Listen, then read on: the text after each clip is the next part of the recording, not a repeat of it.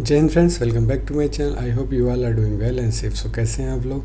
जैसे कि आप जानते हैं, मैं इस चैनल के थ्रू मैकेनिकल इंजीनियरिंग की knowledge, automobiles update and quality management system की नॉलेज शेयर करता हूं। ओके, अगर आप इस चैनल पर नए हैं तो अभी सब्सक्राइब करें और ऑलरेडी किया तो अपने फ्रेंड्स के साथ शेयर करें। जैसे कि आप जानते हैं, मैंने QMS की सीरीज़ फिनिश कर दी है। अभी तक आप नहीं देख पाए तो उसको ज़रूर देखें। मैं लिंक डिस्क्रिप्शन बॉक्स में डाल दूंगा, आप ज़रूर देखें। उसके अलावा हमने QMS interviews question and answer भी डाला है, वो प्लेलिस्ट में डालूंगा, आप ज़रूर देखें। लास्टली मैंने सोचा कि एक बार मैं बता दूं कि QMS इम्प्लीमेंटेशन में ISO 9001 2015 रिवीजन में डॉक्यूमेंट कितने टाइप के होते हैं। ठीक है ना, हमने क्लास वाइज पढ़ लिया, उसके वैल्यूज़, उसके डिफिनीशंस पढ़ ली।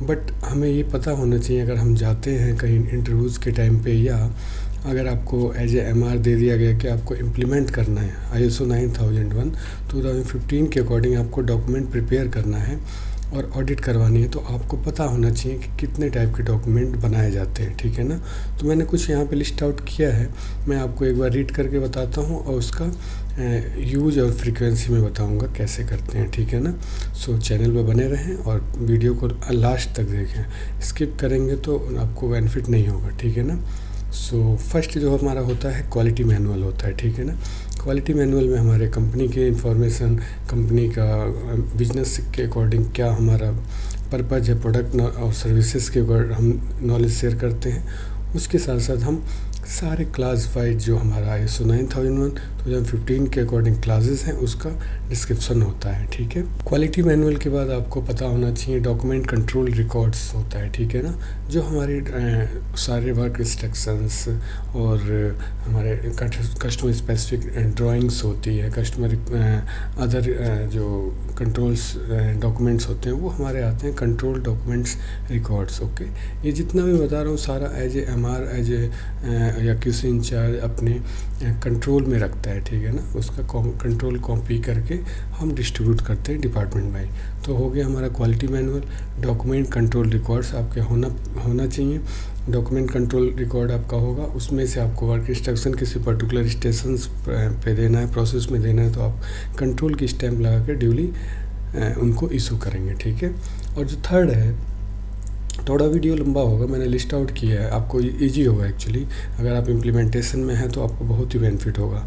फिर मैं आपको बताऊंगा कि टोटल नंबर ऑफ़ डॉक्यूमेंट्स कितने होते हैं। इतने तो नेसेसरी हैं, आपको बनाना ही पड़ेगा। जो थर्ड पे हमारा है मास्टर लिस्ट ऑफ डॉक्यूमेंट्स। जितने भी डॉक्यूमेंट्स हैं उसकी आप एक इंडेक्स बनाएं, उसका लिस्ट बनाएं, उसको आप कंट्रोल करें और उसको मास्टर लिस्ट ऑफ डॉक्यूमेंट्स के नाम पे इशू करें। ठीक है ना, वो आपके एज ए MR या QC इंचार्ज के अंडर कंट्रोल में रहता है। नेक्स्ट है जो हमारा मास्टर लिस्ट ऑफ फाइल। ठीक है ना, मास्टर लिस्ट ऑफ फाइल, कितने डॉक्यूमेंट्स आपके प्रिपेयर हुए, अभी जो मैं बताऊंगा, जितने भी मैं नाम लेने वाला हूँ, आपको एक्सप्लेन कर रहा हूँ, वो सारे डॉक्यूमेंट्स हैं, वो एक डॉक्यूमेंट्स की एक फ़ाइल प्रिपेयर हो गई। ओके, तो वो आ जाएगा आपका मास्टर लिस्ट ऑफ फाइल। ठीक है ना, कितनी फाइलें हैं उनकी लिस्ट होगी। लिस्ट ऑफ डॉक्यूमेंट्स अलग है, लिस्ट ऑफ फाइल अलग है, आप इसको कंफ्यूज ना हो। Master list of documents means कितने टाइप के डॉक्यूमेंट हम बना रहे हैं, उसकी एक लिस्ट होगी, एक समरी सीट होगी। ओके, उसका कंट्रोल होगा। अगर उसमें कुछ ऐड होता है तो वो रिवीजन के साथ होगा। ठीक है ना, नेक्स्ट जो मैंने आपको लिया है वो मास्टर लिस्ट ऑफ फाइल हो गया वर्क इंस्ट्रक्शन या ITP। ठीक है ना, वर्क इंस्ट्रक्शन जैसा कि आप जानते हैं टेस्टिंग मशीन्स या आपका प्रोडक्शन प्रोसेस पे हम डिस्प्ले करते हैं, जिससे कि वर्क इंस्ट्रक्शन, वर्क का नॉलेज हो और जो हमारा ऑपरेटर है उसको अवेयर हो कि हमको कैसे यूज करना है, प्रोसेस मशीन को कैसे चलाना है। वर्क इंस्ट्रक्शन या हमारा इंटरनल ITP बोलते हैं, इंटरनल एंड इंस्पेक्शन और टेस्टिंग प्लान। ठीक है ना, ये सारा हमारा एक अलग फाइल होगा जो कि वर्क इंस्ट्रक्शंस के नाम से आएगा। नेक्स्ट जो हमारा है वो है स्टैंडर्ड फॉर्मेट। ठीक है ना, फॉर्मेट्स हमारा सारा कंट्रोल होना चाहिए। जितने भी हम डॉक्यूमेंट, जितने भी डिपार्टमेंट्स में हम यूज कर रहे हैं, वो फॉर्मेट ड्यूली फॉर्मेट नंबर और अप्रूव डेट के अकॉर्डिंग होना चाहिए। उसकी एक कॉपी MR के पास या QC इंचार्ज जो भी है, जो ऑनरशिप लिया है QMS के डॉक्यूमेंट का, उसके पास होना चाहिए। स्टैंडर्ड फॉर्मेट्स, एक फ़ाइल बनानी है आपको, उसमें सारे डिपार्टमेंट्स के फॉर्मेट्स यूज होते हैं, उसको आप इसको फॉर्मेट नंबर दे के फाइलिंग करनी है। किसी को देना है तो कंट्रोल मीन्स स्कैन कॉपी में आप इशू करेंगे डिपार्टमेंट को। इसको सॉफ्ट कॉपी में नहीं करना आपको, बिकॉज दे कैन चेंज कर सकते, इसलिए आपको PDF कॉपी इशू करना है एवरी डिपार्टमेंट को, ठीक है ना। ये होता है स्टैंडर्ड कॉपी। जैसे मैं अगर नाम लूँ QC डिपार्टमेंट का तो इंस्पेक्शन रिपोर्ट का फॉर्मेट हो गया, टेस्टिंग रिपोर्ट का फॉर्मेट हो गया, प्रोडक्शन में जाते हैं तो प्रोडक्शन रिपोर्ट हो गया, प्लानिंग में जाते हैं तो प्लानिंग कंट्रोल की रिपोर्ट हो गई, परचेज में जाते हैं तो परचेज ऑर्डर हो गया, सेल्स में जाते हैं तो कोटेशन, इंक्वायरी, इन सब का फॉर्मेट्स होता है। वो आपको कंट्रोल और फॉर्मेट नंबर दे के ड्यूली डेट आपको रखना है और इशू करना है। अगर कोई चेंज होता है, कोई फॉर्मेट्स में रिवीजन होता है तो टॉप मैनेजमेंट से डिसाइड करके एडवाइस लेके हम उसको रिवीजन चेंज करते हैं, फिर उस पर रिवीजन नंबर डाल देते हैं और रिवीजन डेट डाल के फिर अगेन PDF में इशू करते हैं रिस्पेक्टिव डिपार्टमेंट को।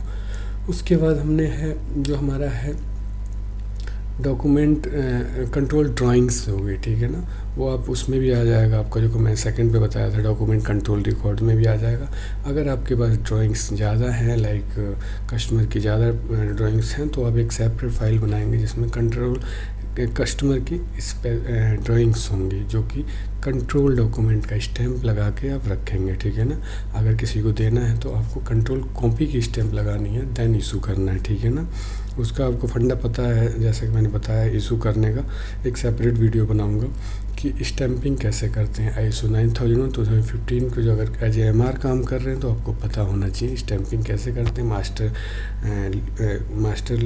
मास्टर कॉपी, कंट्रोल कॉपी और एब्सोल्यूटेड डॉक्यूमेंट का स्टैंप आपको कैसे लगाना है और कैसे डिस्ट्रीब्यूट करना है, ठीक है ना।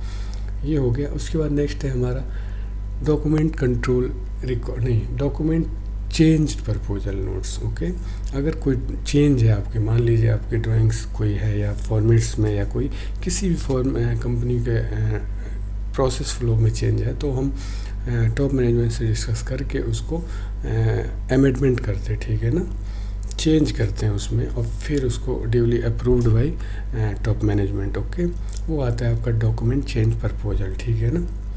नेक्स्ट जो हमारा है वो है अमेंडमेंट सीट। डॉक्यूमेंट आपने चेंज किया, फिर री इशू किया, जो डेट आया वो हमें एक अमेंडमेंट सीट प्रिपेयर करना है। उसमें आपको एंट्री करना है कि आपने अमेंडमेंट सीट में एंट्री करना है कि ये डॉक्यूमेंट नंबर, ये डॉक्यूमेंट में चेंज में क्या चेंज हुआ था, नेचर ऑफ चेंज और डेट ऑफ चेंज, और एब्सोल्यूट किया कि नहीं किया आपने। जो ओल्ड रिवीजन के डॉक्यूमेंट हैं उसको प्रॉपर आपको एब्सोल्यूट डॉक्यूमेंट करके एब्सोल्यूट फाइल में लगाना है, ठीक है ना। ये हो गया हमारा अमेंडमेंट सीट का रोल।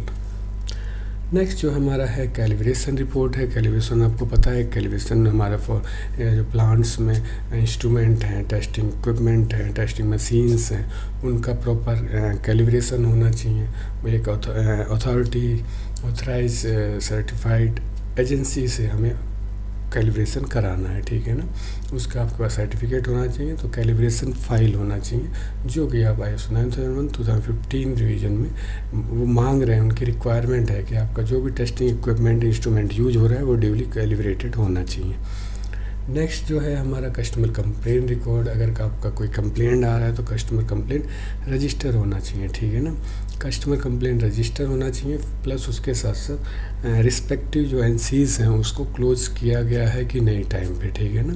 कस्टमर कंप्लेंट रजिस्टर, उसके रिस्पेक्ट में एक्शन प्लान, जो कि हम करेक्टिव एंड प्रिवेंटिव एक्शन बोलते हैं, ठीक है ना। नेक्स्ट जो हमारा है इंटरनल नॉन कन्फर्मिंग। अगर आपका इंटरनल प्रोसेस में रिजेक्शन आता है तो आप NC रेज करते हैं रिस्पेक्टिव डिपार्टमेंट को, तो उसका क्लोज़र होना चाहिए, उसकी फाइंडिंग्स होनी चाहिए, ताकि वो फ्यूचर मंथ में या कमिंग प्रोडक्शन टाइम में वो रिपीट ना हो डिफेक्ट। ये हो गया internal NCs, internal corrective action. एक हो गया एक्सटर्नल, जो कि हम कस्टमर कंप्लेंट रजिस्टर बोलते हैं, ठीक है ना।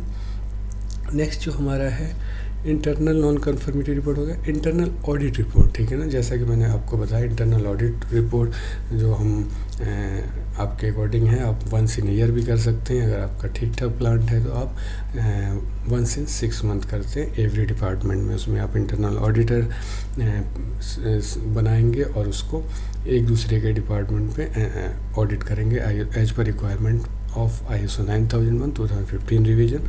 अगर कोई NC आती है, इम्प्रूवमेंट पॉइंट आता है, तो उसको इम्प्रूव किया जाता है प्रोसेस ऑनर के थ्रू, ठीक है ना। तो ये हो गया इंटरनल ऑडिट रिपोर्ट, उसकी प्रॉपर फाइल होनी चाहिए, उसमें फाइंडिंग्स होनी चाहिए। नेक्स्ट जो है हमारा management review meeting. Okay, management review meeting का भी आपको ऐसा ही है, वंस इन ए ईयर आपको करना है, जिसमें टॉप मैनेजमेंट प्लस सारे रिस्पेक्टिव HODs रहते हैं। उसमें ये बातें होती हैं कि हमने लास्ट क्वार्टर में या लास्ट 6 मंथ में हमने क्या अचीव किया, और हमारी मीन्स हमारा टारगेट क्या है कमिंग ईयर का या कमिंग 6 मंथ में, ठीक है ना। अगर क्वार्टर वाइज कर रहे हैं तो कमिंग क्वार्टर में हमारा क्या टारगेट है, रिजेक्शन लेवल क्या है, कस्टमर कंप्लेंट का लेवल क्या है, कस्टमर फीडबैक क्या है, कस्टमर सेटिस्फाई है कि नहीं हमारे प्रोडक्ट से, ये सारा कुछ आता है मैनेजमेंट रिव्यू मीटिंग में। उसके साथ साथ रिस्क एंड अपॉर्चुनिटीज़ भी देखी जाती है उसमें, किसी पर्टिकुलर डिपार्टमेंट में रिस्क क्या क्या है, अपॉर्चुनिटीज़ क्या क्या हैं, वो भी हमें बताना होता है। क्वालिटी ऑब्जेक्टिव्स भी आते हैं उसमें कि हमने क्या टारगेट अचीव किया, क्या नहीं किया। ओके, नेक्स्ट है हमारा सप्लायर एवेल्यूएशन रिपोर्ट, ठीक है ना। सप्लायर जैसा कि आप जानते हैं, अगर आप सप्लायर पे जाते हैं तो आप फ्रिक्वेंटली हमें सप्लायर को इवेल्यूएशन करने की ज़रूरत पड़ती है। एक तो हो गया न्यू सप्लायर, तो हमें रेगुलर सप्लायर है तो हमें वंस इन ए ईयर जाना चाहिए उनका प्रोसेस, और प्रोडक्ट का हमें ऑडिट करना चाहिए as per requirement of quality management system ISO 9000-2015 के अकॉर्डिंग, ठीक है ना। उसमें क्या है, हमारे सप्लायर का अप्रूव्ड वेंडर लिस्ट होना चाहिए, सप्लायर का इवेल्यूएशन हम कैसे कर रहे हैं, उससे क्या क्या NCs आ रहे हैं, क्या क्या इम्प्रूवमेंट्स हैं, वो सारा रिकॉर्ड हम उस फाइल में रख लेंगे जिसका नाम है सप्लायर इवेल्यूएशन या सप्लायर ऑडिट रिपोर्ट, ठीक है ना। नेक्स्ट जो है हमारा कस्टमर फीडबैक फॉर्म।